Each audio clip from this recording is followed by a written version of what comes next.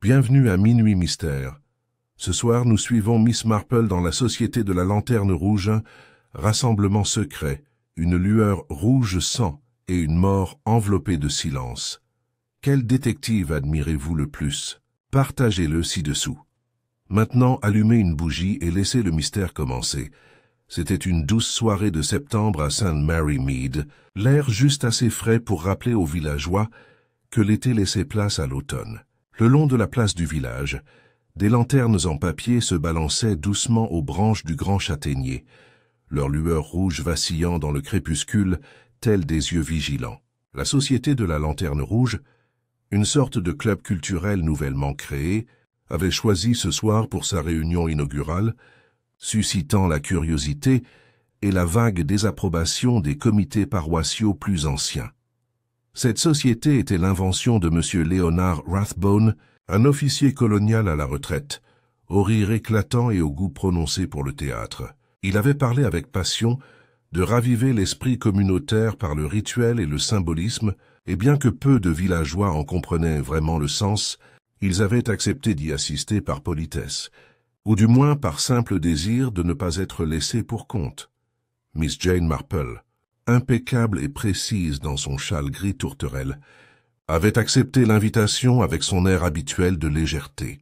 Pour elle, il n'était pas de réunion si insignifiante qu'elle ne révèle quelque chose de la nature humaine, mesquinerie, vanité, ambition ou affection toujours en ébullition. Elle resta assise tranquillement auprès de Madame Price Ridley, écoutant les invités arriver un à un.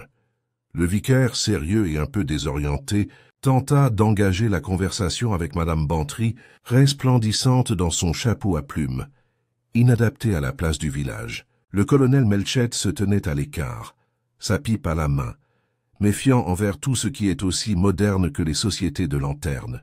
La jeune Lydia Rathbone, la nièce de Léonard, voltigeait avec un plateau de verres à sherry, le regard brillant d'une énergie nerveuse. Au moment convenu, M. Rathbone gratta une allumette et alluma la plus grande de toutes les lanternes, suspendue au centre de la pelouse.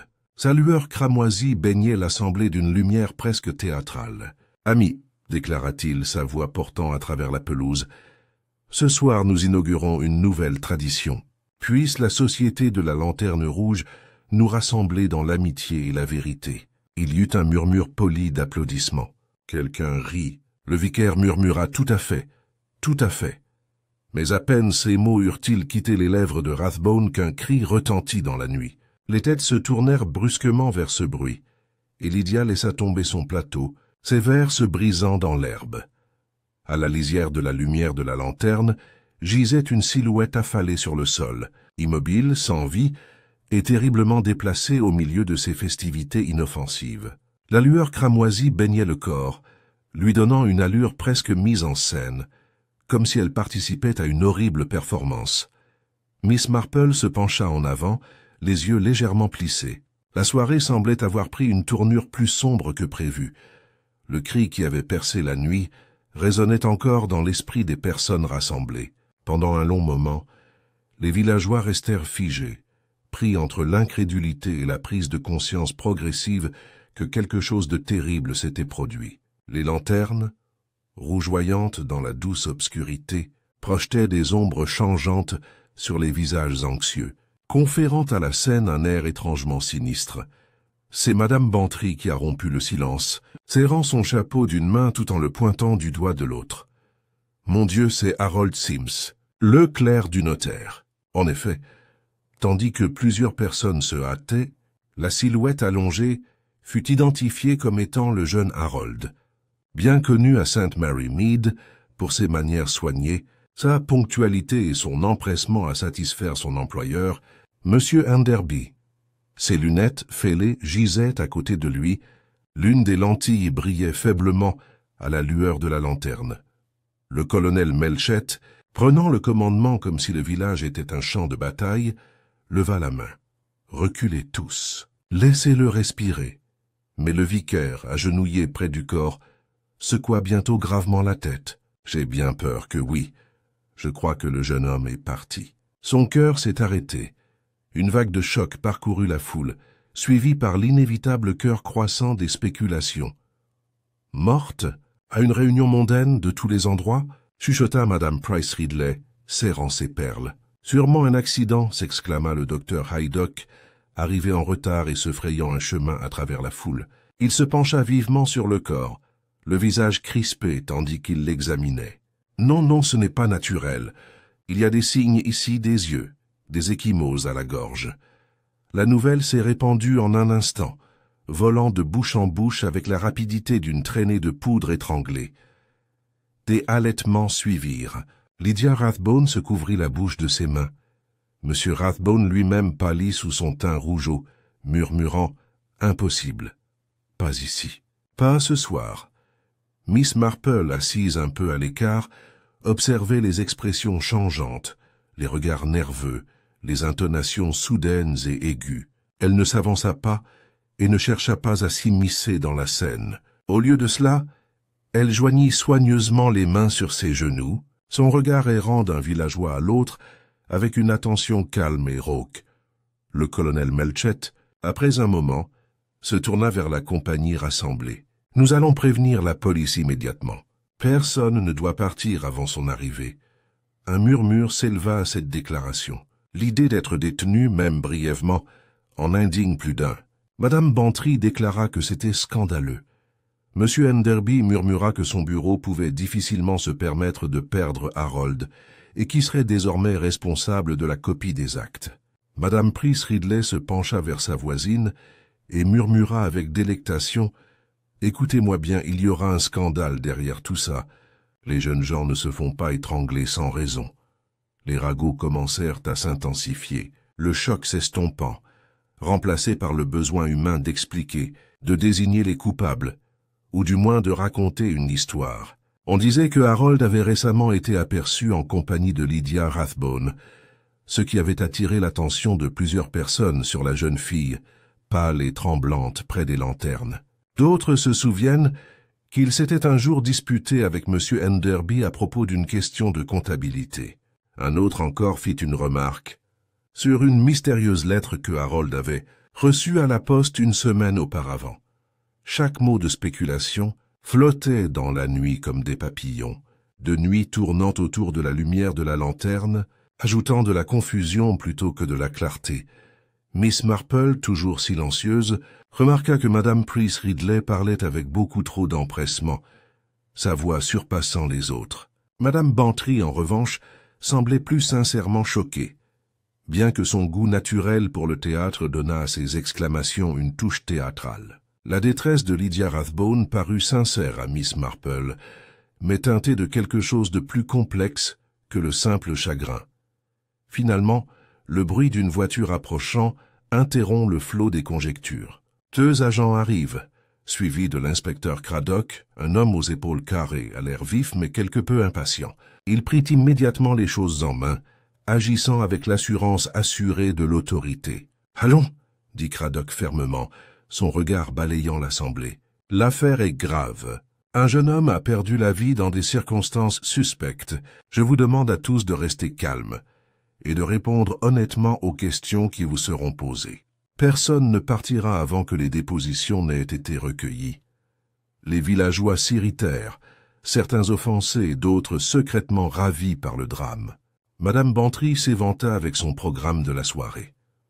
Monsieur Rathbone tenta de protester en affirmant que la Société de la Lanterne Rouge était censée célébrer l'unité, et non la tragédie, mais ses paroles vacillaient. Le corps est recouvert et déplacé avec un soin solennel. Un silence régna tandis que Harold Sims était emporté, ses lunettes encore dans l'herbe, là où elles étaient tombées. L'œil perçant de Miss Marple ne manqua pas que personne n'eût l'idée de les ramasser, jusqu'à ce qu'un agent les place soigneusement dans un sac à preuve. De telles petites choses, elle le savait, comptaient souvent. Alors que les déclarations commençaient, des rumeurs continuaient de circuler parmi ceux qui attendèrent leur tour. Certains insistaient sur le fait que Harold avait des ennemis que personne ne soupçonnait. D'autres se demandaient s'il n'était pas tombé sur un secret qui lui avait coûté la vie. Un villageois suggéra sombrement que la société elle-même, avec ses étranges lanternes rouges et ses étranges discours sur la vérité, était au cœur de tout cela. À la lumière des lampes, la peur grandissait. Si Harold avait été assassiné, le meurtrier devait sûrement être parmi eux. Miss Marple, avec sa dignité tranquille, pensait la même chose, mais son esprit, contrairement aux autres, ne tirait pas de conclusions hâtives. Elle se contentait d'examiner attentivement les habitudes et les faiblesses de ses voisins, se remémorant des bribes de conversation, des affronts et la façon dont Lydia avait failli laisser tomber son plateau avant que le cri ne se fasse entendre. La nuit avançait, les lanternes baissent de luminosité. Finalement, l'assemblée fut dissoute, avec instruction de rester au village et de ne plus discuter du sujet. Cela, bien sûr, garantissait que le sujet serait débattu sans fin. Tandis que Miss Marple rentrait lentement chez elle le long du chemin, l'air était empli du doux bruissement des haies et des murmures de voix qui s'estompent au loin. Un décès est survenu à St. Mary Mead en pleine fête, et le village ne serait plus le même après son décès. Pourtant, dans les yeux bleus et calmes de Miss Marple, nulle panique, seulement une lueur pensive. La nature humaine, songea-t-elle, était infiniment curieuse, qu'en la matière, rien, pas même un meurtre, n'était totalement inimaginable. Le lendemain matin, un soleil pâle et délavé filtrait à travers la brume qui s'accrochait aux haies. À St. Mary Mead, la nouvelle de la tragédie de la veille s'était déjà répandue plus vite que le son des cloches de l'église. À l'heure du petit déjeuner, le village tout entier semblait animé par les ragots, les spéculations et une excitation faible mais palpable face à la terrible nouveauté d'un meurtre en cours. Au Blue Boar, on entendit M. Clegg dire à sa femme qu'il avait toujours dit que le jeune Harold était trop intelligent pour son propre bien. À la poste, Mademoiselle Hartnell affirme que Harold avait récemment été vu en pleine conversation avec un inconnu. Chez l'épicier, Madame Bantry échafaude déjà une théorie concernant un amant jaloux, tout en admettant ne pas pouvoir déterminer si le prétendu rival avait les cheveux bruns ou blonds. Chaque fragment fut transmis et brodé, de sorte qu'en milieu de matinée, Harold Sims avait été étranglé pour au moins 4 raisons différentes, par 5 suspects différents. Miss Marple, sirotant son thé matinal avec un calme serein, écoutait tout cela sans donner son avis.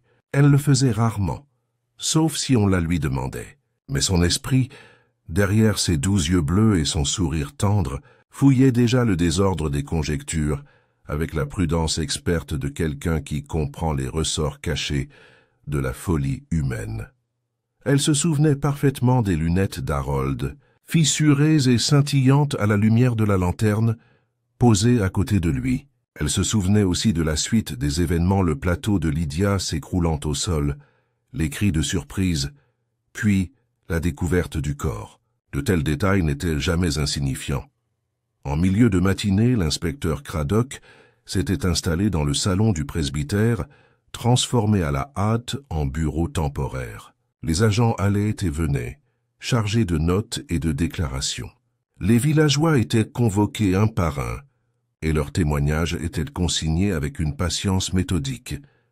Lorsqu'on appela Miss Marple, elle entra dans le presbytère, son châle impeccable replié sur le bras, contemplant l'image même de la vieillesse inoffensive. Craddock la salua poliment, quoique avec l'air légèrement condescendant d'un homme qui n'attendait pas grand-chose d'un tel témoin. « Vous étiez présente hier soir, mademoiselle Marple, » commença-t-il. « Avez-vous vu le défunt avant son malaise ?»« Oh oui, dit Miss Marple d'un ton doux. Quel gentil jeune homme, Harold, toujours si poli. J'ai remarqué qu'il portait ses lunettes au début, une petite tache sur l'une d'elles, lentille. Cela m'a fait penser à mon neveu Raymond, qui était toujours insouciant à ce genre de choses. » Craddock, la plume en main, parut légèrement perplexe face à cette remarque. « Oui? Eh bien, avez-vous vu quelqu'un près de lui ?» Miss Marple marque une pause, réfléchissant à sa question. « Il y avait beaucoup de mouvements, vous savez. La jeune Lydia Rathbone servait les boissons. Madame Bantry arrangeait les plumes de son chapeau. Mais ce qui me frappa le plus, c'est la rapidité avec laquelle le pauvre Harold fut retrouvé après le cri, presque comme si quelqu'un savait déjà où il gît. » Craddock cligna des yeux. « Tu crois ?» Miss Marple sourit gentiment. « Je ne saurais dire, inspecteur. Il ne faut pas tirer de conclusions hâtives. Mais la nature humaine se révèle. Il suffit d'observer. Cradock toussa poliment, la remercia de son temps et prit une note qui lui parut vague. Pourtant, il avait le curieux pressentiment que les paroles de Miss Marple, aussi triviales qu'elles puissent paraître, pourraient s'avérer plus pertinentes qu'elles n'y paraissaient. Dehors, la place du village avait déjà retrouvé une apparence plus ou moins normale, même si l'herbe portait encore les marques du corps d'Harold. Les lanternes de la société, laissées à l'abandon après le tumulte, pendèrent maintenant mollement au vent, leurs papiers rouges trempés de rosée. Quelques enfants curieux avaient été chassés par l'agent de service, non sans s'être murmuré que les lanternes étaient maudites.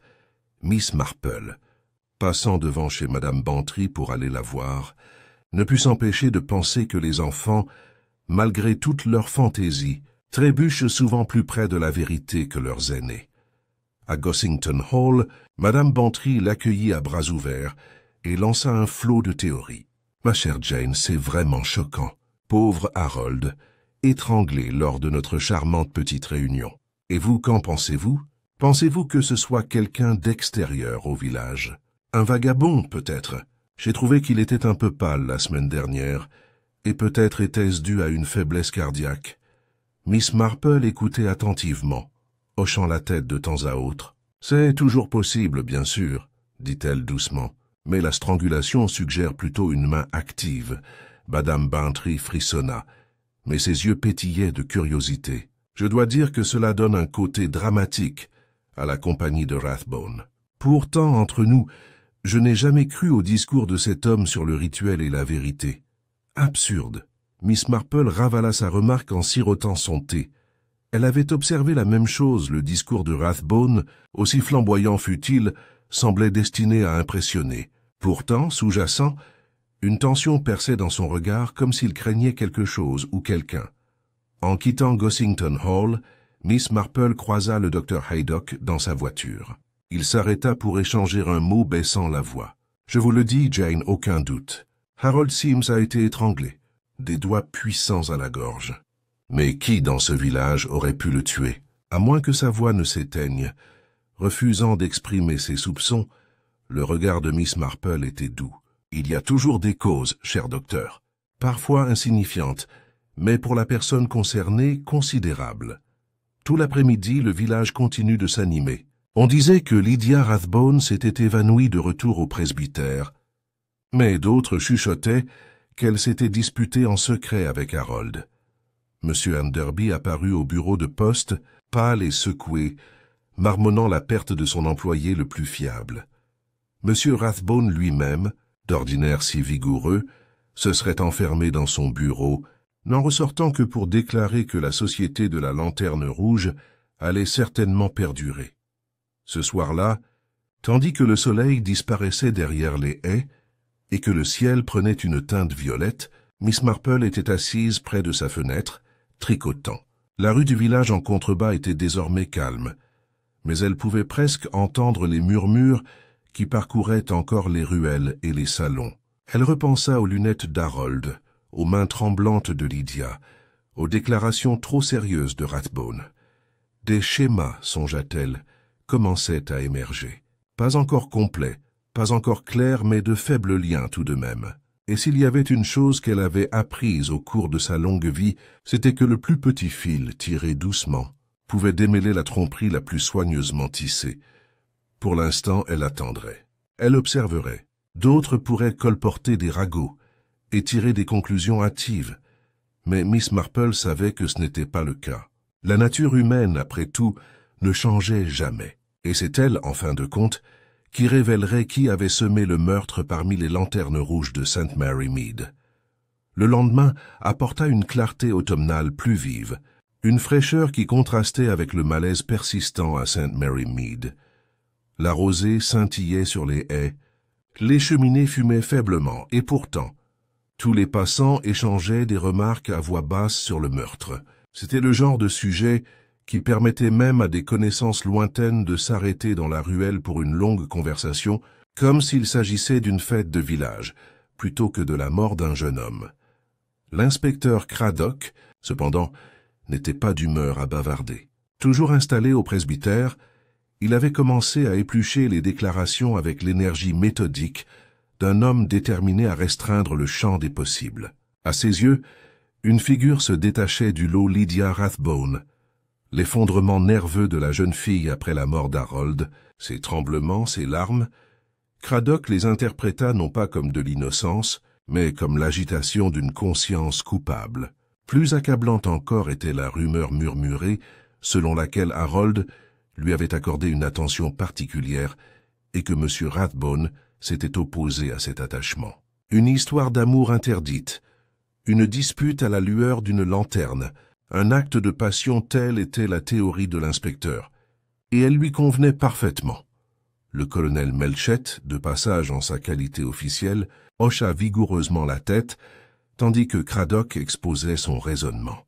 Tout à fait. Les jeunes de nos jours sont bien trop emportés. Si la nièce de Rathbone avait eu une liaison avec Sims et qu'il l'avait poussée d'une manière ou d'une autre, cela aurait très bien pu mal finir. J'ai déjà vu ça.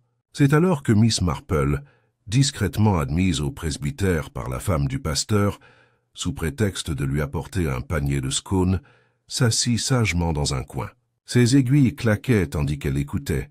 « Bien sûr, dit-elle doucement après un silence, il arrive souvent que l'explication la plus évidente satisfasse tout le monde au début. C'est assez naturel, j'en suis sûr. Mais les êtres humains agissent rarement avec une telle franchise, vous ne trouvez pas?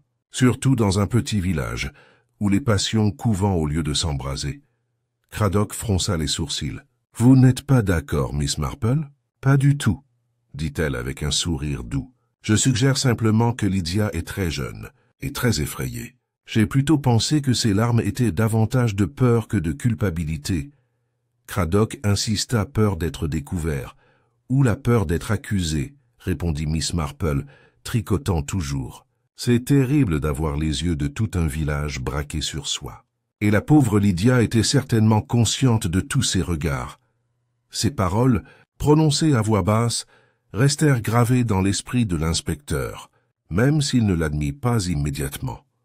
Entre-temps, Lydia elle-même avait été interrogée à nouveau. Elle avait admis que Harold avait été gentil avec elle, qu'il l'avait raccompagnée chez elle depuis la poste une ou deux fois et qu'elle lui avait écrit un mot pour le remercier d'un livre qu'il lui avait prêté. Au-delà de cela, elle niait tout attachement profond. Il était amical, c'est tout. Rien de plus, dit-elle d'une voix tremblante. Pourtant, sa pâleur et ses mains tremblantes rendaient ses protestations moins convaincantes. Les rumeurs s'emballèrent. Madame Price Ridley raconta à qui voulait l'entendre qu'elle avait toujours soupçonné Lydia d'être frivole et que M. Rathbone avait eu la bêtise de la laisser hors de vue. Madame Bantry, quant à elle, affirmait que Lydia était incapable de faire du mal à une mouche, mais reconnaissait que le comportement de la jeune fille paraissait certainement suspect. Miss Marple était curieuse de constater la rapidité avec laquelle l'opinion publique pouvait changer et se durcir une fois qu'un bouc émissaire était suggéré. Les gens semblaient presque soulagés de désigner Lydia comme coupable. Cela donnait au chaos une forme plus nette. Cet après-midi-là, tandis que d'autres spéculent librement, Miss Marple se promenait tranquillement sur la place du village. Les lanternes de la société avaient été décrochées, mais les crochets pendaient encore aux branches, et l'herbe portait de légères traces de pas. Elle s'arrêta là où Harold s'était allongé, imaginant la scène telle qu'elle s'était déroulée. Lydia, songea-t-elle, n'était pas de nature à se montrer audacieuse en public. Une fille timide, facilement déstabilisée. Et pourtant, Harold avait été étranglé avec une force délibérée. Ce genre d'acte exigeait non seulement de la force, mais aussi de la détermination. Son regard s'attarda au sol et elle remarqua, à moitié caché dans l'herbe, un petit morceau de papier, pas plus grand qu'un timbre-poste. On aurait dit qu'il avait été arraché d'une feuille plus grande. Elle se pencha lentement, le ramassa et vit les mots imprimés en caractères d'imprimerie. Ne plus jamais être ensemble. Miss Marple glissa le morceau dans son mouchoir. Elle n'en dit rien à personne. Mais elle se demande aussitôt quel genre de lettre pouvait contenir une telle phrase et qui à St. Mary Mead l'écrirait. Plus tard dans la soirée, la maison Rathbone devint le centre de l'attention. Lydia, pâle et blême, était assise dans le salon tandis que son oncle s'agitait, protestant bruyamment contre l'indignation des soupçons qui pesaient sur sa famille. Absurde. Scandaleux. Cette fille n'a rien fait de mal. Harold Sims n'était qu'un moins que rien, un simple employé, et ma nièce est accusée de l'avoir étranglé. Absurde. Sa véhémence, bien que destinée à se défendre, ne fit qu'accentuer les murmures à l'extérieur. On se demande pourquoi il parlait avec autant de force. Était-ce par simple orgueil? Ou cherchait-il à détourner l'attention de quelque chose qu'il craignait de voir découvert? Miss Marple, apprenant l'emportement de Rathbone par Madame Bantry plus tard dans la soirée, se contenta d'acquiescer. Les hommes détestent le scandale, ma chère Dolly. Ils sont prêts à tout pour l'éviter. Bien sûr, il arrive que, dans leurs efforts pour faire taire les soupçons, ils les accablent davantage. À la fin de la journée, l'ambiance au village était bien ancrée. Lydia Rathbone était la seule. Trop de petites coïncidences la guidaient.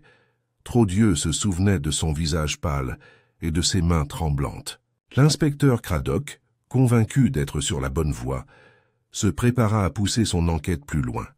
Seule Miss Marple restait incrédule. Assise dans son salon avec son tricot, le bout de papier soigneusement plié à côté de sa tasse de thé, elle pensait aux yeux effrayés de la jeune Lydia, à la voix tonitruante de Rathbone, aux lunettes fêlées d'Harold scintillant dans l'herbe. La nature humaine, songea-t-elle, se révélait rarement aussi rapide. Et lorsqu'elle semblait le faire, c'était souvent parce que quelqu'un avait travaillé dur pour le lui donner. Le lendemain matin, après que le nom de Lydia Rathbone fut quasiment gravé dans la mémoire du village comme la coupable probable, Miss Marple vint à ses occupations habituelles avec la même sérénité et la même modestie qui avaient toujours marqué ses journées. Elle arrosa les géraniums de sa jardinière, échangea un mot poli avec le jeune Tommy, le garçon de course, et passa à la poste pour récupérer son courrier. Rien dans son attitude ne laissait présager qu'elle avait passé la nuit précédente à penser à la strangulation, au secret et au décor étrangement théâtral de la mort d'Harold Sims sous les lanternes rouges. Pourtant, tandis qu'elle remontait l'allée, elle portait dans sa poche le petit bout de papier déchiré qu'elle avait trouvé sur le green. Les mots étaient pâles mais lisibles, ne plus jamais être revus ensemble. Un fragment, insignifiant pour quiconque mais pour Miss Marple, il portait le poids indéniable d'un drame humain. Des amants séparés, des complices en querelle, ou peut-être un avertissement destiné à faire taire l'un des deux. Dans son chalet, elle déposa soigneusement le morceau de papier sur une feuille blanche et l'examina, ses lunettes sur le nez. Le bord était déchiré grossièrement, ce qui suggérait une certaine précipitation. La police de caractère provenait d'une presse d'imprimerie ordinaire, peut-être une circulaire bon marché ou une lettre dupliquée. Elle songea à la position d'Harold, clerc de notaire. Tant de papiers passaient entre ses mains, tant de lettres, de testaments, d'avis. Pourtant, cela ne ressemblait pas à du papier à en-tête juridique. La formulation était trop personnelle, trop urgente. Plus tard dans la journée, le docteur Haydock lui rend une brève visite sous prétexte de lui administrer un tonique qui, selon lui, pourrait être bénéfique pour sa constitution. En réalité, sa curiosité pour ses pensées était mal dissimulée. « Vous avez la tête sur la soupe, Jane, » admit-il assis raide dans son salon. « Qu'en pensez-vous » L'inspecteur semble s'en prendre à la nièce de Rathbone. Je ne dirais pas qu'il n'y est pour rien, mais quelque chose me perturbe. Miss Marple servit du thé et répondit avec sa douceur habituelle. « C'est si souvent le cas, docteur. On a vite fait de s'en prendre à la personne qui semble la plus affligée. Mais la détresse, vous savez, peut naître aussi bien de la peur que de la culpabilité. Parfois même plus. » Il fronça les sourcils. « Alors tu penses qu'elle n'a oui, tu penses qu'elle n'a rien fait. Je ne dirais pas ça, » murmura Miss Marple en remuant sa tasse. « Je remarque simplement que Harold Sims a été étranglé avec une certaine prudence. Cela demande de la force ou du moins de la détermination. La pauvre Lydia est nerveuse, agitée. Il est difficile de l'imaginer avec la fermeté nécessaire pour commettre un acte aussi affreux au milieu d'une assemblée. Elle ne lui montra pas le bout de papier. Certaines choses, elle le savait, étaient mieux gardées jusqu'à ce que leur importance soit correctement mesurée. Pendant ce temps, l'inspecteur Craddock poursuivait son interrogatoire avec vigueur. Lydia fut à nouveau interrogée. M. Rathbone s'indigna, et des rumeurs d'arrestation circulèrent dans les rues. C'est alors que Miss Marple choisit de rendre visite, avec désinvolture, à M. Enderby, l'employeur d'Harold. L'avocat la reçoit dans son bureau étouffant, l'air distrait. « Terrible affaire, mademoiselle Marple, terrible. Harold était un homme précieux et consciencieux. Je ne sais pas comment nous allons nous en sortir sans lui. Et dire qu'il a été assassiné ici à St. Mary Mead. Assez épouvantable, acquiesça doucement Miss Marple. Je me demandais, monsieur Enderby, si Harold avait travaillé sur quelque chose d'inhabituel ces derniers temps. Des documents, peut-être, qui auraient pu le mettre dans une situation délicate. Enderby fronça les sourcils et tapota son stylo sur le bureau. Rien d'important. Des actes de procédure, quelques testaments. Malgré une hésitation, il y avait cette étrange question concernant une vieille propriété, les Laurels, près de Much Benham. Quelqu'un avait écrit pour s'enquérir de la propriété, des titres de propriété, etc. Harold s'y intéresse peut-être plus que nécessaire. Il aimait les énigmes. Les yeux de Miss Marple s'illuminèrent, même si elle murmure simplement « Vraiment, je l'aime beaucoup ». En sortant, elle croisa le garçon de bureau qui balayait maladroitement. Le garçon chuchota que Harold avait reçu une lettre au bureau quelques jours auparavant, qu'il avait glissée rapidement dans la poche de sa veste, sans la classer avec les autres. Il avait l'air nerveux, dit le garçon, comme s'il ne voulait pas que M. Enderby la voie. Miss Marple le remercia chaleureusement et poursuivit son chemin, ses pensées revenant aussitôt au fragment de papier. Était-ce un extrait de cette lettre? Ce soir-là, tandis que le crépuscule adoucissait le village, Miss Marple repassa devant la place. Les crochets des lanternes étaient toujours là, nus désormais, mais l'image des lumières rouges allumées au-dessus de la foule lui revint avec force. Elle imagina Harold en dessous, les lunettes de travers, sans vie, et elle pensa à cette phrase ne plus être vue ensemble. Avec qui et pourquoi un tel secret? À ce moment-là, elle rencontra Madame Bantry, plus avide que jamais de conversation. « Ma chère Jane, j'ai entendu une chose choquante. Apparemment, Harold avait été vu en compagnie d'une femme étrangère à notre village, à Much Benham. Plutôt déplacée, je suppose. Peut-être s'était-il mêlé à quelque chose de scandaleux. » Miss Marple écouta, hocha la tête et sourit faiblement. Elle avait appris depuis longtemps que les ragots, même exagérés, contenaient souvent une part de vérité. Si Harold avait rencontré quelqu'un en secret, cela pourrait expliquer à la fois la mystérieuse lettre et le fragment qu'elle tenait. De retour à son chalet, elle déposa soigneusement le morceau dans son panier à couture, parmi les objets les plus ordinaires. Pour tout le monde, c'était un déchet, mais pour elle, c'était une clé, même si l'on ne savait pas à quelle porte il appartenait. Alors qu'elle se préparait à aller se coucher, Miss Marple songea à la nature curieuse de la mort d'Harold Sims. Étranglé en plein air, parmi ses voisins, personne n'avait vu le crime, et le choix du rassemblement de la Société de la Lanterne Rouge comme décor avait un côté presque théâtral, comme si le meurtrier souhaitait que le drame de la découverte éclipse les raisons cachées de son acte. Les êtres humains, songea Miss Marple, revêtaient si souvent leurs péchés de costumes orgueil, jalousie, peur du scandale. Pourtant, sous ce déguisement, le mobile était généralement simple. L'astuce consistait à trouver le fil conducteur révélant la vérité. Elle croyait avoir trouvé ce fil conducteur dans ce bout de papier. Elle ne tirerait pas de conclusion hâtive. Elle attendrait, observait et écoutait. Déjà, elle sentait que les événements se dirigeaient vers une nouvelle révélation, quelque chose qui ébranlait encore davantage le village et raviverait les soupçons. Mais pour l'instant, dans le calme de son petit salon bien rangé, Miss Marple s'autorise un léger sourire. Les lanternes étaient peut-être éteintes, mais leur lumière avait laissé des ombres. Et dans ces ombres, la vérité attendait d'être découverte. Le village de St. Mary Mead n'avait jamais été aussi animé qu'au lendemain de la mort d'Harold Sims.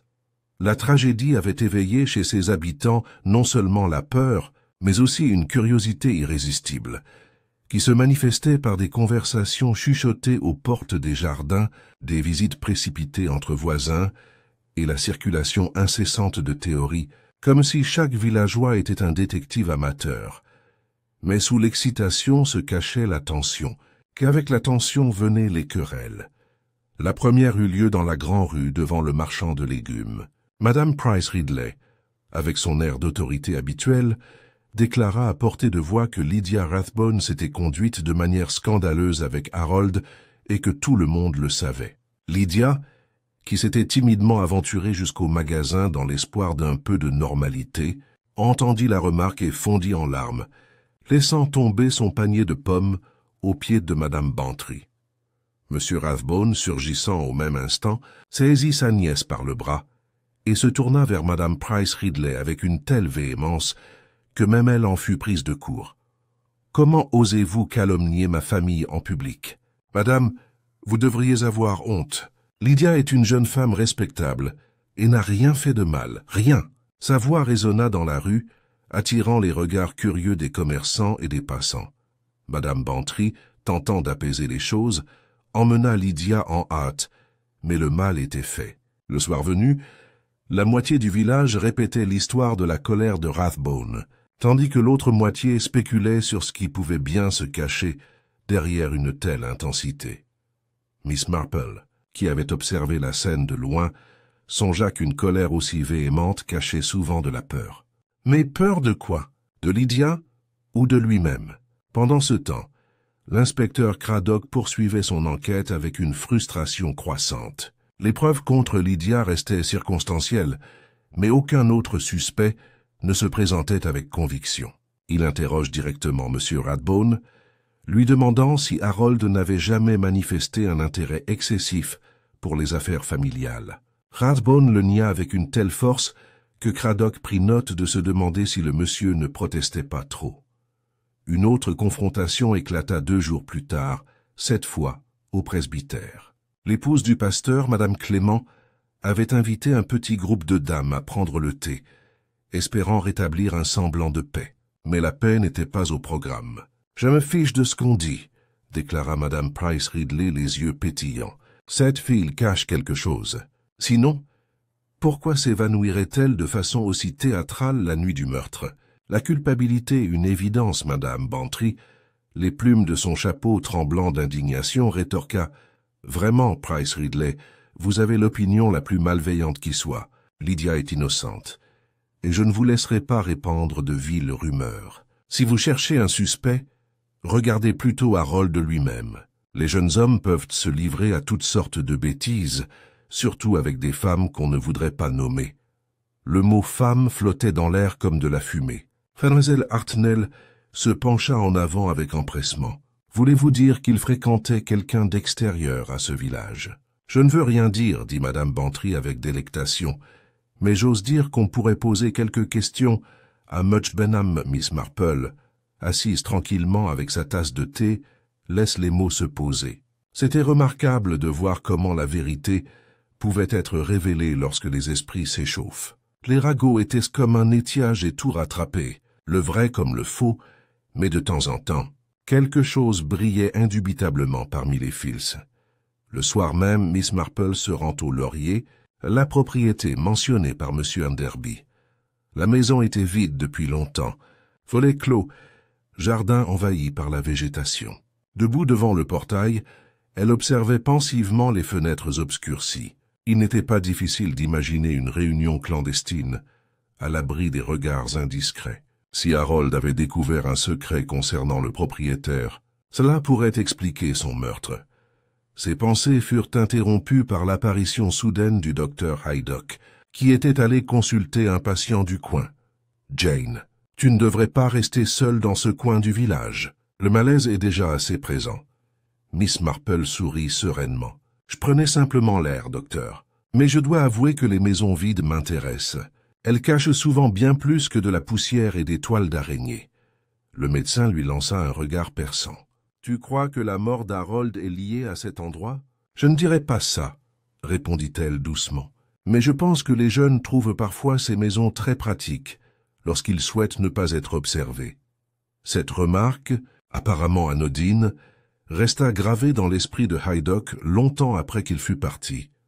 Le lendemain, Lydia elle-même fut au cœur d'une nouvelle scène. Convoquée une fois de plus pour parler à l'inspecteur Craddock, elle était assise, pâle et tremblante, dans le bureau du presbytère. Craddock la questionna avec insistance sur sa connaissance d'Harold, sur les lettres échangées, sur les rencontres à des heures indues. Lydia ne nia rien, mais admit peu, son regard se portant anxieusement vers son oncle, qui se tenait immobile à ses côtés. Finalement, elle a éclaté. « Je voulais juste être gentille. Il se sentait seul, je crois. Il voulait parler. Mais tonton me l'a interdit, alors j'ai essayé de l'éviter. Je ne lui ai jamais voulu de mal. Rathbone, voilà. La fille est innocente. Vous la harcelez de questions. Et pourquoi faire? Cherchez ailleurs, inspecteur, si vous voulez la vérité. » Craddock les congédia, malgré le malaise qui le tenaillait. La peur de Lydia était sincère, mais la colère de son oncle semblait plus qu'une simple indignation. Miss Marple, qui passa par hasard devant la porte du bureau au moment où des voix s'élevaient, fit plus tard remarquer à Madame Bantry « C'est toujours si intéressant quand l'orgueil familial et la bêtise de la jeunesse se conjuguent. De telles situations ont le don de produire des drames bien plus grands que les faits eux-mêmes. » Ce soir-là, Miss Marple s'assit de nouveau près du feu, son tricot posé. Elle repensa aux morceaux de papier déchirés dans son panier, au laurier, aux paroles brisées de Lydia sous l'interrogatoire. Des secrets ressurgirent, longtemps enfouis, remontent à la surface sous la pression du soupçon. Elle se souvenait d'un village d'il y a bien longtemps, où une jeune femme avait été accusée de vol, alors qu'en réalité, elle n'avait fait que protéger son frère du déshonneur. Dans de tels cas, Miss Marple le savait, la culpabilité était souvent mal attribuée, tandis que le véritable coupable évoluait discrètement, inaperçu. La Société de la Lanterne Rouge avait été conçue comme une célébration de l'unité, mais elle n'avait réussi qu'à jeter une lumière crue sur des querelles et des ressentiments cachés. Chaque lanterne semblait révéler non pas la camaraderie, mais la peur. Miss Marple croisa les mains, le regard pensif. Le meurtre d'Harold Sims n'était pas seulement un acte de violence. C'était la révélation d'un secret depuis longtemps caché. Le village se contenterait peut-être du scandale et des accusations, mais elle, Jane Marple, continuerait d'observer et d'attendre. Car les secrets, une fois exhumés, tombaient rarement en paix. Le matin du 7e jour après la mort d'Harold Sims s'annonça humide et agité, qu'une fine bruine s'abattant sur les toits de St. Mary Mead. Les villageois serrèrent leurs manteaux plus forts pour vaquer à leurs courses, mais leur conversation n'en était pas moins animée. La suspicion persistait chez Lydia Rathbone, malgré les dénégations véhémentes de son oncle. Pourtant, dans l'ordre paisible du cottage de Miss Marple, l'atmosphère était à la réflexion patiente plutôt qu'au bavardage fiévreux. Miss Marple avait repensé au laurier, à ses fenêtres closes, à son jardin à l'abandon, à son lien, bien que ténu avec les derniers jours d'Harold. Elle avait commencé à soupçonner que cela jouait un rôle plus important qu'on ne l'imaginait. C'est pourquoi la nouvelle fut particulièrement intéressante lorsque, juste après le petit déjeuner, la nouvelle se répandit dans le village, comme une pierre jetée dans une eau calme. Un cambriolage avait eu lieu au laurier pendant la nuit. Un agent de police était posté à l'entrée, et l'inspecteur Craddock lui-même inspecta les lieux avant midi. La serrure de la porte arrière avait été forcée, les tiroirs arrachés, les placards saccagés. Curieusement, peu de choses de valeur semblaient avoir disparu, même si une pile de vieux documents fut retrouvée éparpillée dans le salon. Interrogé sur son avis, le docteur Haydock secoua la tête. On aurait dit que quelqu'un cherchait quelque chose, plutôt que de voler. Et dans une maison vide, qui que ce soit, il savait ce qu'il voulait. Cette révélation fit couler beaucoup d'encre au village. Certains affirmaient que cela prouvait qu'Harold connaissait un secret lié au laurier. D'autres parlaient de testaments cachés, de querelles familiales, d'argent caché dans des recoins oubliés. Et plus d'un laissait entendre, avec un certain pessimisme, que Harold avait été tué parce qu'il avait découvert un tel secret. Miss Marple se rend sur les lieux en compagnie de Madame Bantry, qui ne peut résister au drame. La vieille maison sentait la poussière et l'humidité. Le papier peint se décollait, le silence pesant. Le regard de Miss Marple, perçant malgré ses modestes, parcourut les papiers éparpillés sur le sol du salon. Parmi les actes de propriété abandonnés et les lettres décolorées, elle remarqua une enveloppe à moitié sous la plainte. Elle se pencha avec difficulté et la sortit, époussetant la poussière.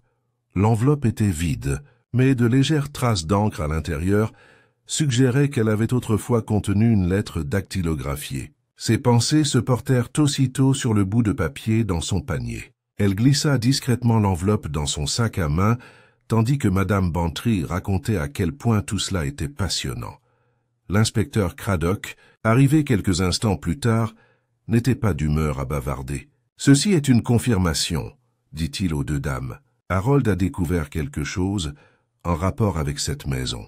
Quelqu'un craignait d'être découvert, alors on l'a réduit au silence. Maintenant, ils reviennent pour effacer les preuves. » Madame Bantry allait théâtralement. « Alors Lydia est innocente, finalement. » Craddock fronça les sourcils. « Peut-être, mais je n'en suis pas encore convaincu. Elle est peut-être encore impliquée dans cette affaire. On ne peut pas l'exclure, Miss Marple, le visage calme.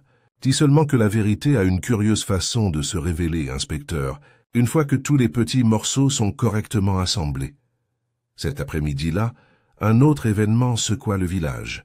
La receveuse des postes, mademoiselle Hartnell, rapporta qu'une lettre anonyme était arrivée à Much Benham pour l'un des villageois, adressée à Lydia Rathbone. La lettre, expliqua-t-elle, avait été interceptée uniquement parce que son écriture était illisible et que la poste devait en identifier le destinataire. Avant même que l'inspecteur ne puisse la réclamer, la moitié du village en avait connaissance. Une fois examinée, la lettre s'est révélée brève et troublante. Gardez le silence, sinon les lanternes révéleront tout. La formulation était étrange, d'un ton menaçant. Elle confirmait à beaucoup que la société de la Lanterne Rouge était au cœur de l'affaire, que la mort d'Harold n'était pas un acte aléatoire, mais un silence délibéré, lié à une vérité cachée. Pour l'inspecteur Craddock, cela ressemblait étrangement à une menace visant Lydia elle-même. Lydia était bouleversée, pleurant de n'avoir rien su, regrettant que les lanternes n'aient jamais été allumées. Son oncle jura de se venger de quiconque oserait menacer sa famille. Mais la lettre eut un effet crucial, les soupçons se dissipèrent. Si Lydia était la meurtrière, pourquoi la menacer? Ce soir-là, les conversations dans les salons et les cuisines se tournèrent vers de nouveaux suspects. Certains désignèrent Rathbone lui-même, dont la défensive semblait de plus en plus excessive. D'autres se souvinrent de l'allusion de M. Enderby à l'intérêt d'Harold pour les Laurel et se demandèrent si l'avocat avait des secrets à cacher. D'autres murmuraient encore à propos de l'étranger de Much Benham qui aurait été vu avec Harold quelques semaines plus tôt. Miss Marple considéra tout cela en silence, assise à son tricot. Elle compara la lettre anonyme avec le morceau de tissu qu'elle avait en sa possession. Le texte était différent, mais la police semblait remarquablement similaire, peut-être même la même machine. C'était révélateur. Cela suggérait une campagne délibérée, pas un seul instant de passion. Plus tard, lorsque Madame Bantry entra en courant avec de nouveaux ragots, Mademoiselle Marple l'écouta poliment, puis fit remarquer « Il est intéressant, n'est-ce pas, de constater qu'un meurtre ne se satisfait jamais du silence. Aussi soigneusement planifié soit-il, il y a toujours quelque chose qui refuse de rester caché. On écrit des lettres, on parle trop vite, on essaye d'effacer les traces de ses actes, et c'est dans ces petits lapsus que l'on peut entrevoir la vérité. » Madame Bantry frissonna d'excitation. « Tu veux dire que tu sais qui a fait ça, Jane ?» Miss Marple sourit. « Oh non, pas encore. Mais j'ai appris, ma chère Dolly, que lorsque les êtres humains s'efforcent de cacher quelque chose, c'est souvent cet effort même qui les révèle le plus.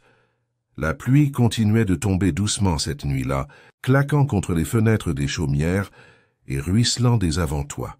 Les lanternes de la société avaient été démontées depuis longtemps, mais le souvenir de leur lueur rouge persistait dans l'esprit des villageois.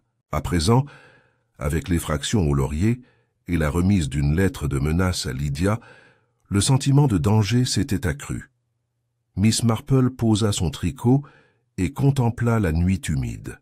Le meurtrier, pensa-t-elle, ne se contentait plus d'avoir réduit Harold Sims au silence. Ils étaient toujours à l'œuvre, toujours à la manœuvre, toujours craintifs. Et la peur, d'après sa longue expérience, était une compagne dangereuse mais révélatrice. Le village était peut-être distrait par le drame des lettres et des cambriolages. Mais Miss Marple savait qu'il n'en était rien. Un schéma se dessinait qui indiquait moins les indiscrétions de jeunesse de Lydia que le secret soigneusement tissé. Il ne faudrait pas longtemps, elle en était certaine, avant qu'un autre morceau de ce tissu ne soit déchiré, révélant la main qui l'avait tissé. La bruine s'était dissipée au matin, laissant derrière elle une fraîcheur humide dans les haies et un léger scintillement sur les pavés de St. Mary Mead. Mais l'air du village restait lourd d'inquiétude. Le cambriolage au laurier et la lettre anonyme à Lydia avaient perturbé même ceux qui étaient les plus enclins à considérer la mort d'Harold Sims comme une affaire personnelle sans intérêt plus large. Maintenant, le sentiment d'un complot plus vaste, peut-être délibéré, submergeait chaque conversation chuchotée. Au Blue Boar, on parlait d'argent. Une fortune devait être liée à cette vieille maison, déclara M. Clegg, certain de sa conclusion. À la poste, Mademoiselle Hartnell laissa entendre d'un ton sombre que des espions ou des radicaux politiques pourraient être impliqués, mais personne ne comprit son raisonnement. Et à Gossington Hall, Madame Bantry, ravie par le drame, insiste auprès de sa femme de chambre sur le fait que l'affaire se terminera par des révélations des plus extraordinaires.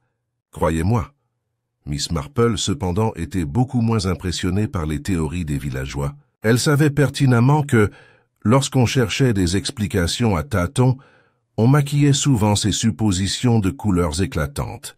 Mais la vérité de la nature humaine se présentait généralement sous des traits plus subtils. Ressentiment, jalousie, peur de la disgrâce.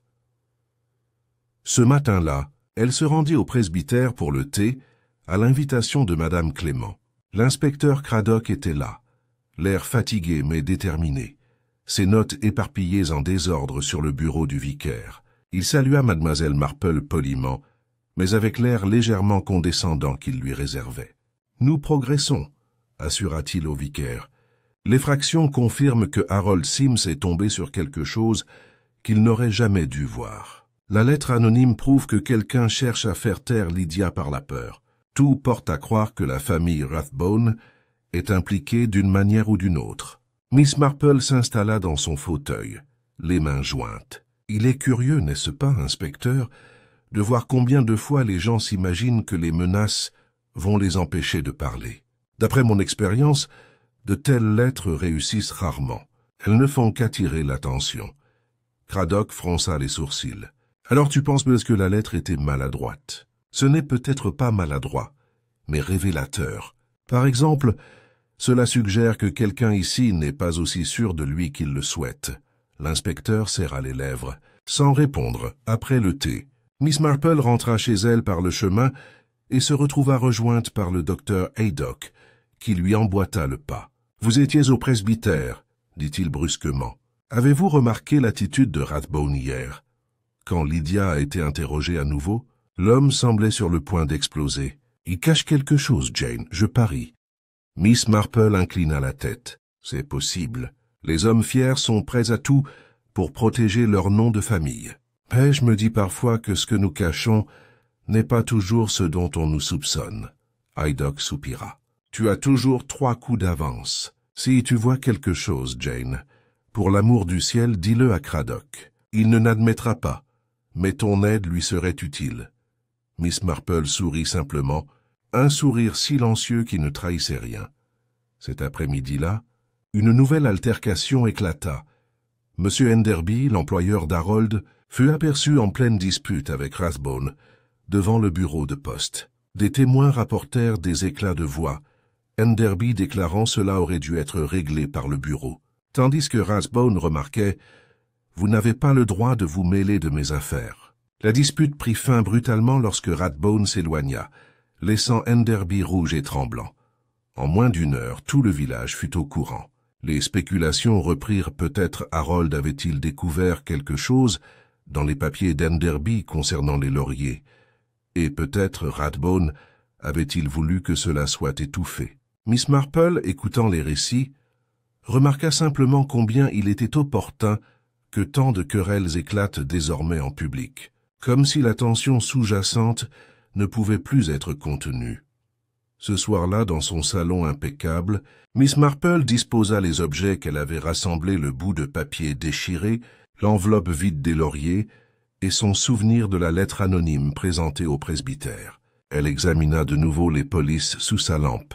Pour un œil non averti, elles étaient toutes identiques. Pour le sien, aiguisé par une longue habitude, il y avait de minuscules irrégularités, de légères taches aux mêmes endroits, des espacements irréguliers qui se répétaient. Oui, elle en était certaine, les lettres provenaient de la même machine, c'était important. Cela signifiait que la lettre d'avertissement de Lydia et le fragment qu'elle avait trouvé près du corps d'Harold avaient été écrits par la même main. Quelqu'un qui avait écrit à Harold avait également cherché à intimider Lydia. Et dans les deux cas, les lanternes, symbole choisi par Rathbone pour sa société, avaient été invoquées. Le lendemain, un autre changement s'imposa.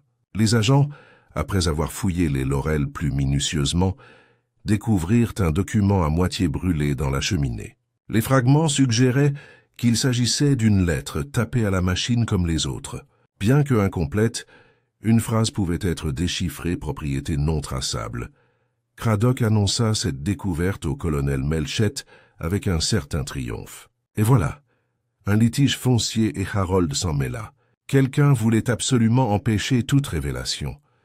Lorsque la nouvelle parvint au village, les théories se multiplièrent. Certains jurent que Rathbone s'était mêlé à des affaires douteuses à l'étranger et avait rapporté ses ennuis au pays.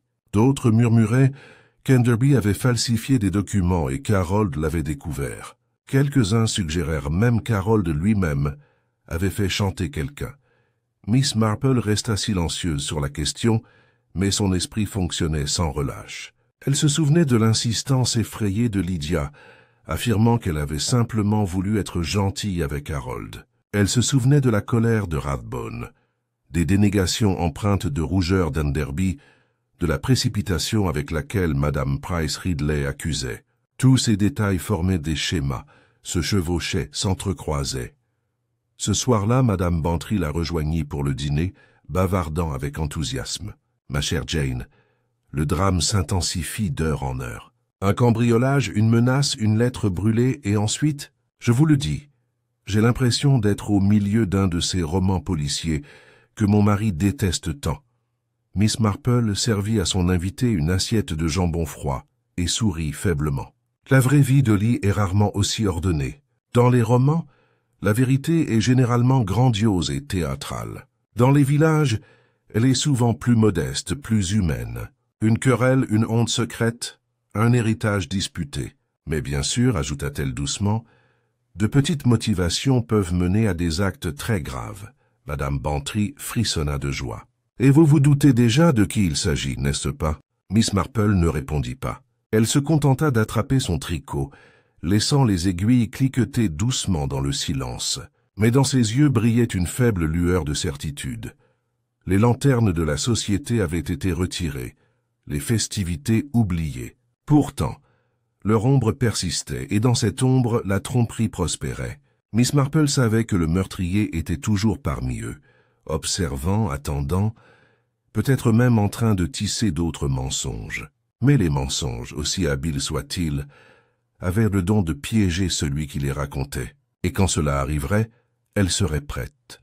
Le village de St. Mary Mead s'éveilla dans un étrange silence le lendemain de la découverte de la lettre brûlée au laurier. Malgré les ragots et les conjectures, l'air semble désormais lourd, comme si les gens se lassèrent du scandale, mais étaient trop fascinés pour le laisser passer. Les ménagères s'arrêtaient avec leurs paniers à linge. Les jardiniers s'appuyaient sur leurs bêches et les voisins s'attardaient aux portes. Tous animés de la même pensée muette, le meurtrier n'avait pas encore été retrouvé. L'inspecteur Craddock, frustré par la confusion des motivations et le manque de preuves directes, avait commencé à arpenter les lieux plus que d'habitude, s'adressant sèchement aux agents et marmonnant des détails inachevés. Il continuait de revenir à Lydia Rathbone, Mais la lettre de menace qui l'avait visiblement effrayé affaiblissait son dossier de jour en jour. Il avoua néanmoins au colonel Melchett que toute cette affaire sentait le camouflage et que si l'on découvrait la vérité sur les lauriers, toute l'affaire pourrait bien être démantelée. Pendant ce temps, Miss Marple était assise tranquillement dans son salon, ses aiguilles à tricoter s'agitant à un rythme régulier. Elle avait depuis longtemps décidé que l'affaire ne serait pas résolue par la force brute ou un interrogatoire poussé. Sous pression, les gens mentent souvent. Mais d'après son expérience, les mensonges étaient plus faciles à démasquer lorsqu'on les laissait respirer un peu. C'est pourquoi elle décida de donner un petit coup de pouce pour voir qui en dirait plus qu'il ne le souhaitait. L'occasion se présenta lorsque Madame Bantry, toujours prête à rendre service, invita quelques villageois à prendre le thé à Gossington Hall. Cette réunion était censée, disait-elle, leur redonner le moral, mais en réalité, elle savourait l'idée d'observer tout le monde dans la même pièce, échangeant des regards sous la pression d'une conversation polie. Mademoiselle Marple accepta l'invitation, tout comme l'inspecteur Craddock, qui vit un moyen pratique d'observer ses suspects sans la rigidité des interrogatoires officiels. Le salon de Gossington Hall était lumineux et gai, avec un feu crépitant dans la cheminée. Madame Bantry s'activait, servant du thé et proposant des gâteaux, tandis que Lydia était assise pâle et silencieuse près de la fenêtre. Son oncle Rathbone se tenait près de la cheminée, la mâchoire serrée, le regard rivé de temps à autre sur les autres. M. Enderby était présent, lui aussi, l'air inquiet, et Mme Price Ridley avait insisté pour y assister, se déclarant en droit de savoir ce qui se passait dans ce village. Miss Marple, son châle soigneusement plié, les observait tous avec l'air serein d'une vieille dame satisfaite de son tricot. Elle n'avait pas l'air d'être au centre de l'assemblée, mais en vérité elle menait tranquillement sa petite expérience. À un moment donné, Madame Bantry, l'œil conspirateur, a lancé la dernière rumeur. On dit, a-t-elle annoncé, que les documents trouvés au laurier prouvent que quelqu'un a porté atteinte aux droits de propriété. Qu'en pensez-vous? L'effet fut immédiat. M. Enderby rougit et protesta, jugeant ces spéculations hautement inappropriées. La main de Rathbone se serra sur le manteau jusqu'à ce que ses jointures blanchissent. Lydia baissa les yeux, ses doigts se tordant sur ses genoux. Madame Price Ridley se pencha en avant avec empressement, la voix aiguë. « À mon avis, cela prouve tout. Harold en savait trop. » C'est pourquoi il fallait le réduire au silence. Miss Marple parla doucement dans le silence qui suivit. « Ces lettres sont dangereuses, n'est-ce pas? Anonymes, je veux dire. Elles en disent souvent plus sur l'auteur que sur le destinataire. Leur formulation, le choix des mots, sont assez caractéristiques, pour peu qu'on sache où les chercher. Sa remarque, bien que formulée comme si elle s'adressait à elle-même, suscita de vives réactions. Enderby lui jeta un regard perçant, puis détourna le regard. Rathbone laissa échapper un rire bref et forcé et déclara absurde, madame. Les lettres sont des lettres. N'importe qui aurait pu les écrire. Lydia frissonna légèrement et resserra son châle sur ses épaules. Le regard de Miss Marple, toujours aussi doux, remarquait chaque frémissement, chaque hésitation. Elle n'avait pas l'intention d'accuser qui que ce soit directement. Pas encore. Mais elle avait compris ce dont elle avait besoin, la peur qui s'exerçait sur les nerfs lorsque le sujet des lettres était abordé. Plus tard, alors que le rassemblement se dispersait, Miss Marple s'attarda pour parler doucement à Lydia, pâle et épuisée. « Ma chère, il est très difficile d'être l'objet de soupçons, mais ne perdez pas courage. La vérité finit toujours par éclater, même sous les lanternes. » Lydia la regarda avec de grands yeux effrayés. « Je ne sais pas quoi faire, Miss Marple. Tonton me dit de me taire, mais j'ai l'impression que le silence me fait passer pour coupable. Parfois, dit doucement Miss Marple, c'est précisément le silence qui nous trahit. Mais n'ayez crainte, ce n'est pas vous qui devez vous inquiéter le plus. » Ce soir-là, Miss Marple sortit de son panier le bout de papier et l'enveloppe vide, les disposant côte à côte. Elle était plus certaine que jamais que la même main les avait produits. Ce n'était pas celle de Lydia, et cela ne correspondait pas non plus au mouvement craintif d'une jeune fille prise dans des circonstances qui la dépassent. Non, c'était l'œuvre de quelqu'un de plus âgé, habitué à exercer un contrôle. Quelqu'un qui croyait que les menaces pouvaient étouffer la vérité. L'inspecteur Craddock, lui rendant visite plus tard dans la soirée, la trouva pensive. « Vous les observez chez les Bantry, dit-il. Vous avez vu quelque chose, n'est-ce pas ?» Miss Marple sourit. « Seule cette peur est révélatrice, inspecteur. Quand on parle de lettres, certaines personnes se sentent très mal à l'aise. Et ce malaise est très instructif. » Craddock soupira. « J'aimerais que tu me dises simplement ce que tu en penses. » « Mon cher inspecteur, répondit Miss Marple, j'ai trouvé préférable de laisser les gens se montrer. Ils le font, vous savez, avec les encouragements appropriés. Et c'est là qu'on voit clairement le schéma. » Il partit en secouant la tête, mais avec le curieux sentiment qu'elle était bien plus proche de la vérité que lui. De nouveau seule, Miss Marple était assise tranquillement près du feu. L'épreuve avait été brève. Une simple remarque lancée dans la conversation, mais elle avait été riche d'enseignements. Les fils se resserrent, se tissent pour former une image plus claire. Le meurtrier, pensa-t-elle, se trahissait déjà. Il ne faudrait pas longtemps avant que le schéma ne révèle la vérité. Pour l'instant, elle se contentait d'attendre. La société de la Lanterne Rouge avait projeté son étrange lueur sur le village. Mais Miss Marple avait appris depuis longtemps que dans l'obscurité, la plus infime lueur de vérité brillait le plus fort. Et cette lueur, aussi faible fût-elle, avait commencé à guider sa main. Les jours qui suivent le rassemblement à Gossington Hall n'apportèrent aucune solution, seulement un malaise grandissant. Bien que la pluie se fût calmée et que les haies brillèrent au soleil, St. Mary Mead demeurait enveloppée de suspicion. Les voisins parlaient désormais avec plus de prudence, baissant la voix dans les ruelles et les boutiques, comme s'ils craignaient que l'air ne porte leurs paroles à des oreilles importunes. Malgré tout leur ragot, une impression plus pesante planait dans le village, savoir que le meurtrier évoluait encore parmi eux.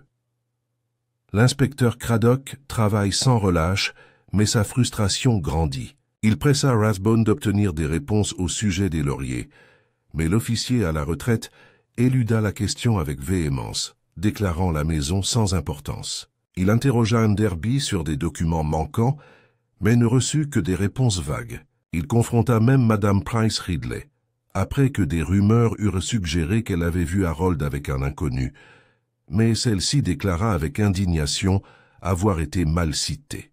L'enquête, bien qu'énergique, semblait tourner en rond.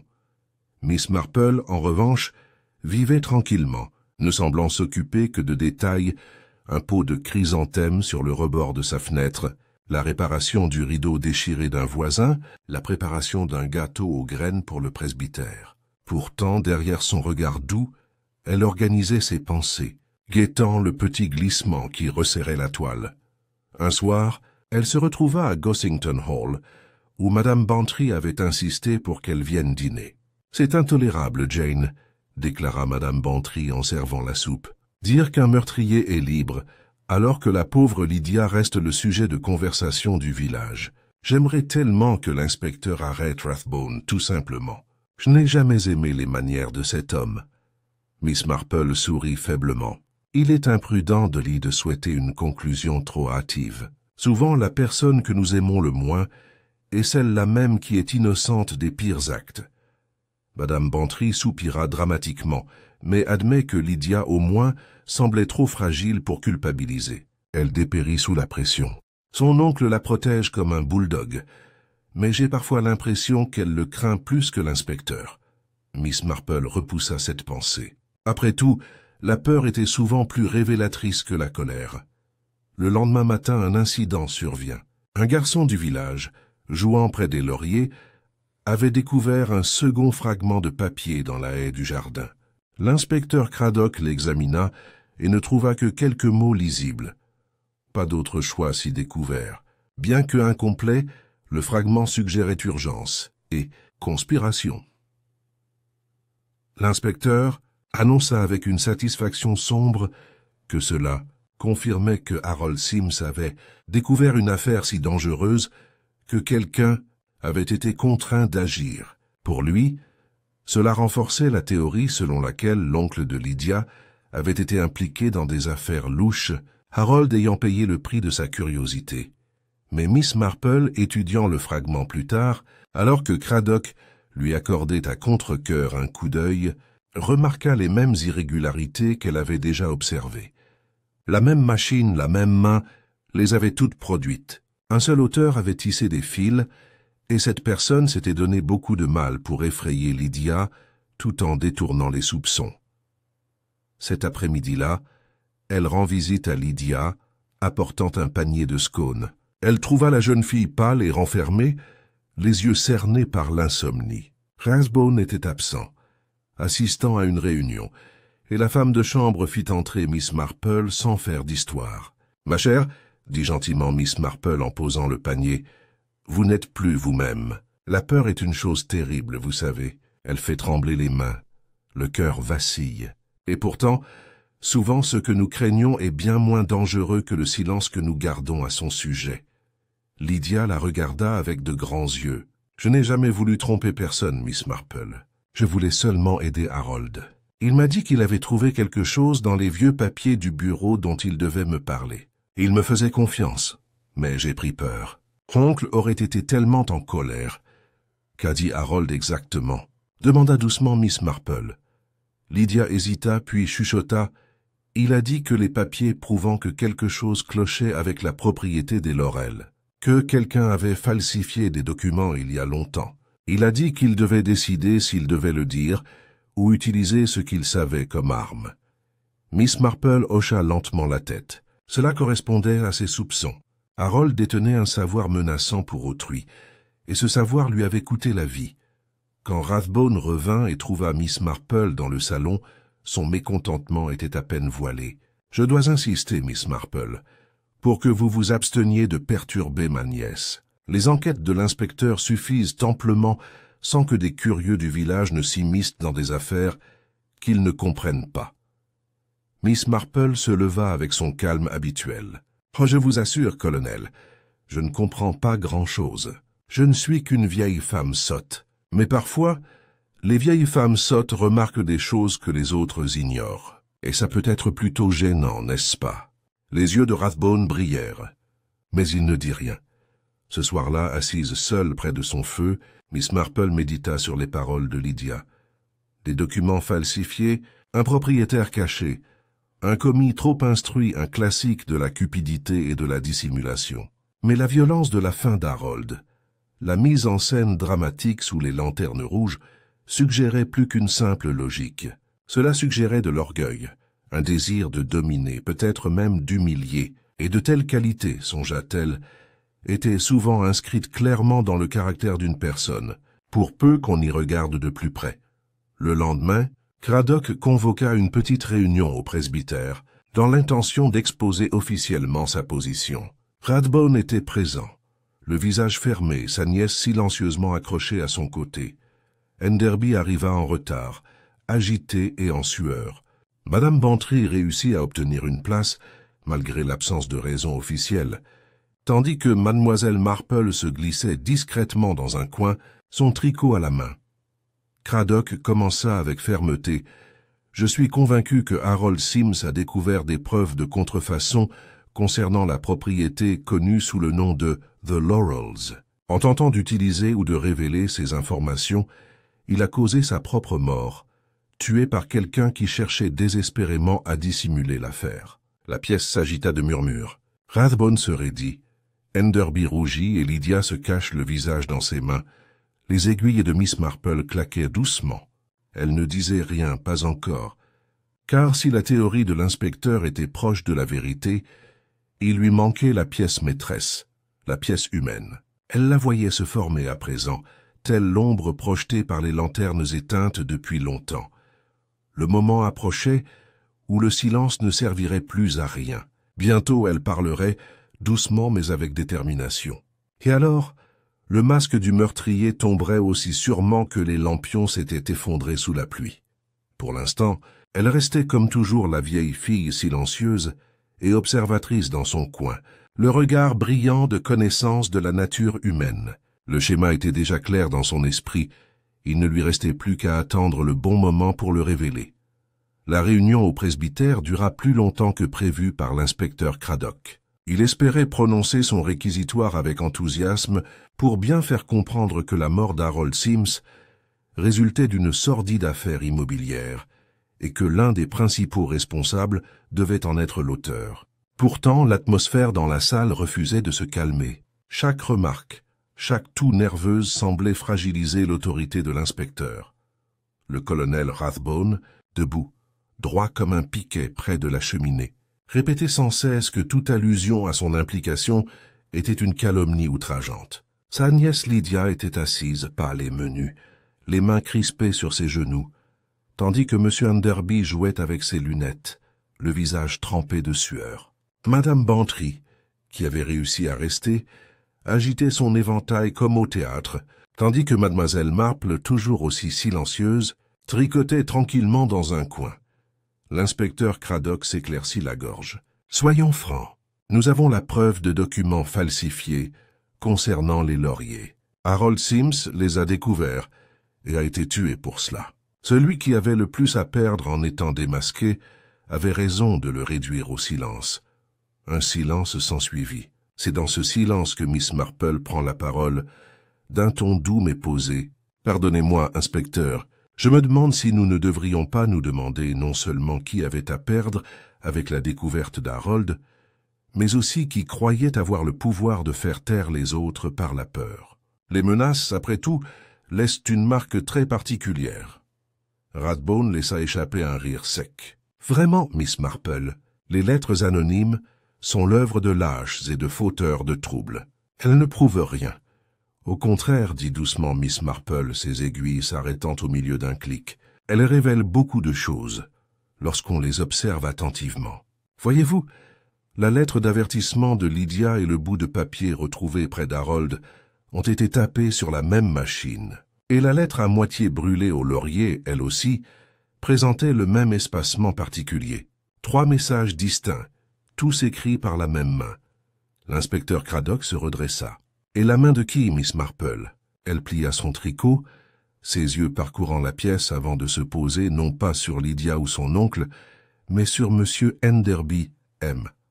Enderby s'est longtemps enorgueilli de sa discrétion. Mais il oublie que le soin même dont il fait preuve est révélateur. La machine à écrire de son bureau, utilisée quotidiennement pour la correspondance juridique, laisse précisément ces marques irrégulières. C'est de cette machine qu'étaient tirées les notes menaçantes, et c'était M. Enderby qui avait le plus à craindre si Harold découvrait la vérité sur les lauriers. Le visage d'Enderby blêmit. Il balbutia absurde, absurde. Pourquoi devrais-je m'occuper de cette maison délabrée? La voix de Miss Marple était calme, presque triste. Car la maison ne vous a jamais vraiment appartenu.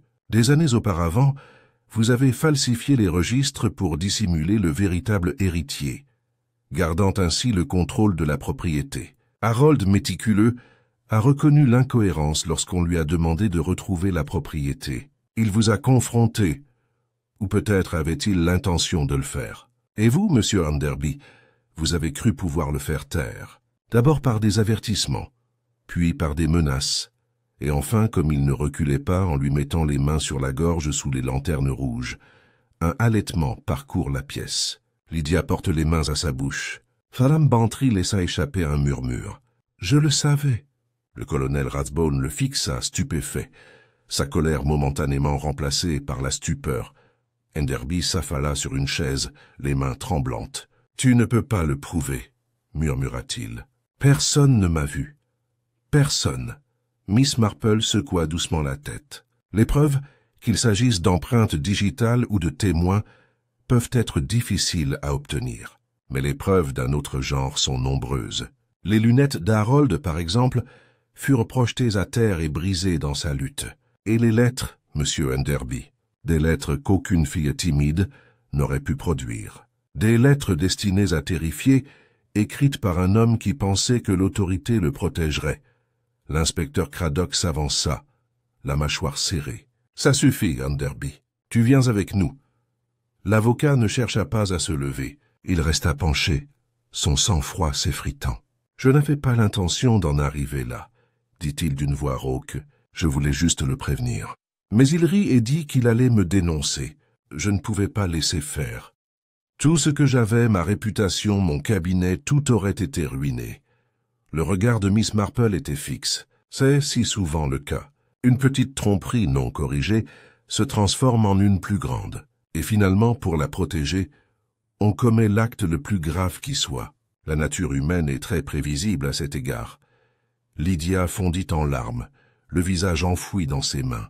Le colonel Rathbone se tenait près d'elle, silencieux, sa fierté visiblement ébranlée. Madame Bantry, bien que visiblement ravie par le drame, s'essuya les yeux avec un mouchoir, murmurant que tout cela était trop horrible. Craddock donna des ordres avec empressement, et Enderby fut escorté dehors par les agents qui attendaient dans le hall. La pièce, autrefois animée par les spéculations, semblait désormais silencieuse, presque respectueuse face à la vérité mise à nu. Miss Marple reprit son tricot avec un calme absolu. Elle n'avait pas élevé la voix, n'avait pas cherché à attirer l'attention.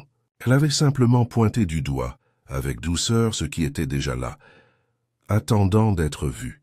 La folie humaine s'était révélée, comme toujours, une fois les fils se réunis. L'inspecteur Craddock, même s'il ne l'admet jamais pleinement, éprouvait une admiration réticente. Il s'approcha de Miss Marple, tandis que les autres chuchotaient entre eux. « Vous l'avez vu alors qu'aucun de nous ne l'a vu. » « Comment ?» Elle leva les yeux avec douceur. « J'ai vécu longtemps, inspecteur. Les gens se ressemblent beaucoup partout. Villages, villes, tribunaux et bureaux. Ils cachent les mêmes choses, et ce faisant, ils se trahissent. Il suffit d'observer Craddock hocha la tête, humilié malgré lui. Alors que l'assemblée se dispersait, les derniers rayons du soleil de l'après-midi filaient à travers les fenêtres du presbytère. Les lanternes rouges de la société de Rathbone s'étaient éteintes depuis longtemps. Mais leur ombre persistait. Pourtant, dans cette ombre, la vérité avait enfin éclaté au grand jour. Miss Marple, rentrant chez elle, son châle bien serré sur les épaules, songea avec une tristesse silencieuse au sort d'Harold Sims. Il avait été jeune, sérieux, et peut-être trop prompt à s'immiscer dans des affaires qui ne promettent que danger. Mais de telles tragédies, elle le savait, étaient le fruit naturel de la faiblesse humaine, de l'orgueil, de la peur et du besoin désespéré de cacher ses péchés. Le village se relèverait avec le temps. Les ragots s'apaisent, les scandales s'atténuent, et la vie reprend son rythme habituel. Mais pour ceux qui avaient vu les lanternes flamboyer et une jeune vie s'éteindre sous leurs yeux, le souvenir ne s'effacera pas de sitôt. Dans les jours qui suivent l'arrestation de M. Enderby, St. Mary Mead se trouve dans une situation particulière de devoir s'adapter à la normalité après une tempête. Le village, malgré ses ragots et ses petites querelles, s'était toujours vanté d'être sûr, ordonné, épargné par les sombres drames qui infligeaient le reste du monde. Mais maintenant, avec un meurtre si récemment révélé au grand jour, l'atmosphère semblait subtilement altérée. Au début, bien sûr, l'excitation était palpable. Les voisins se délectent de raconter la scène au presbytère, chacun avec ses propres explications. Madame Price Ridley déclarait l'avoir pressenti dès le début, mais personne ne se souvenait de l'avoir entendu dire auparavant. Le sanglier bleu affichait une activité florissante, les clients spéculant sur la durée de la détention de M. Enderby avant son procès. Même la file d'attente à la poste était rallongée par ceux qui cherchaient à comparer les théories sur les faux actes et la mystérieuse propriété des lauriers. Mais bientôt, comme toujours dans les villages, le rythme de la vie quotidienne reprend ses droits. Il fallait encore étendre le linge, nourrir les poules, la cloche de l'église sonnait toujours le dimanche. Et si les conversations continuaient, leurs paroles s'orientaient peu à peu vers d'autres sujets, la fête des moissons qui approchait, le sermon du recteur, les nouveaux rideaux de Madame Bantry. L'ombre de la mort d'Harold Sims persiste, mais comme toutes les ombres, elle s'allongeait et s'estompait avec le temps. Pour Lydia Rathbone, cependant, l'ombre se leva plus brusquement. La culpabilité d'Enderby étant mise à nu, les soupçons ne la tenaillaient plus. Elle arpentait les ruelles d'un pas plus libre, même si son visage pâle portait les marques d'une détresse récente. Son oncle, adouci par l'épreuve, s'apaisa même si son orgueil se hérissait encore, lorsque les voisins lui lançaient des regards curieux. En privé, il avoue à Madame Bantry qu'il avait craint plus que tout le scandale que la réputation de sa nièce ne soit ruinée à jamais. C'était intolérable, avoua-t-il, et dire que le danger ne venait pas de l'étranger, comme je l'avais imaginé, mais de notre propre village. Madame Bantry, ravie d'avoir été présente au cœur même des événements, raconta tout à Miss Marple autour d'une tasse de thé. Vraiment, Jane, c'était extraordinaire. Enderby, entre tous, un homme si ennuyeux, si modeste. Je ne l'aurais jamais cru capable de meurtre. Miss Marple, avec son sourire serein, remuait son thé. C'est souvent le cas. Dolly, les personnes discrètes, les personnes respectables, cachent parfois plus que les fanfaronnateurs. Enderby craignait la disgrâce par-dessus tout. À sa manière, cette peur devenait plus forte que sa conscience. Madame Bantry frissonna, mais ses yeux pétillaient de curiosité. Et vous l'avez vu avant tout le monde. Ces lettres, la machine à écrire, quelle ingéniosité. Miss Marple secoua doucement la tête. Pas d'intelligence, ma chère. Simple observation. Les gens se ressemblent partout. Ils se cachent, ils s'évadent, et ce faisant, ils se révèlent.